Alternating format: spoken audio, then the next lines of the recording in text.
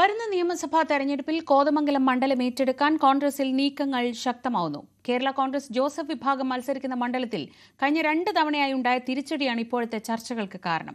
പെരുമ്പാവൂർ സീറ്റുമായുള്ള കൈമാറ്റവും അജണ്ടയിലുണ്ട്. മണ്ഡല രൂപീകരണം മുതൽ കോൺഗ്രസും കേരള കോൺഗ്രസുകളും ഇവിടെ മാറി മാറി മത്സരിച്ച് വിജയിച്ചിട്ടുണ്ട്. UDFന്റെ ഉറച്ച കോട്ടയായി മാറിയിരുന്ന മണ്ഡലം എന്നാൽ കഴിഞ്ഞ 2 തവണയായി ഇടതുമുന്നണിക്കൊപ്പമാണ്. CPMലെ ആന്റണി ജോൺ മണ്ഡലത്തിലെ ജനകീയ മുഖമായി മാറിക്കഴിഞ്ഞു. ഇക്കുറി ഏത് വിധേനയും മണ്ഡലം തിരിച്ചു പിടിക്കണമെന്നത് കോൺഗ്രസിനകത്തെ വികാരമാണ്. ചാനൽ ചർച്ചകളിലെ സജീവ മുഖവും യുവനേതാവുമായ ഡോക്ടർ ജിൻഡോ ജോണിനെ ഇവിടെ മത്സരിപ്പിക്കാനാണ് ലക്ഷ്യമിടുന്നത്. യാക്കോബായ സഭാ വിഭാഗത്തിനും കത്തോലിക്ക സഭയ്ക്കും ഒരുപോലെ മേധാവിത്വമുള്ള മണ്ഡലം കൂടിയാണിത്. ആദ്യ തവണ 20,000-ഓളം വോട്ടുകൾക്ക് വിജയിച്ച ആന്റണി ജോൺ പക്ഷേ കഴിഞ്ഞ തവണ വിറച്ചാണ് ജയിച്ചത്.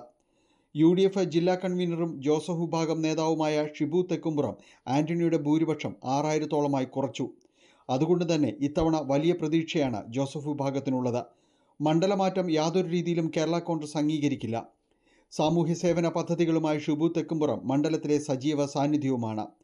പെരുമ്പാവൂർ മണ്ഡലത്തിലെ സിറ്റിംഗ് MLA ആയ കോൺഗ്രസിലെ എൽദോസ് കുന്നപ്പള്ളിക്കെതിരെ ഉയർന്ന ആരോപണവും കേസുകളുമാണ് ഇക്കുറി അദ്ദേഹത്തിന് വിനയാകുന്നത്. ഈ സീറ്റ് കേരള കോൺഗ്രസിന് വിട്ടുകൊടുത്ത് കോതമംഗലം ഏറ്റെടുക്കാനുള്ള ചർച്ചകളാണ് ഇപ്പോൾ നടക്കുന്നത്. കത്തോലിക്ക സഭയ്ക്ക് കൂടി അഭിമിതനായ സ്ഥാനാർത്ഥി വേണമെന്ന ചർച്ചകളുമുണ്ട്. എന്നാൽ സഭ ഇതിനുവേണ്ടി നേരിട്ട് ഇറങ്ങില്ല. നിലവിലെ സാഹചര്യത്തിൽ കോതമംഗലം സീറ്റ് കേരള കോൺഗ്രസിൽ നിന്ന് ഏറ്റെടുക്കുക എന്നതും വലിയ പൊട്ടിത്തെറിക്ക് വഴി തുറക്കാനാണ് സാധ്യത. ന്യൂസ് 18 കൊച്ചി.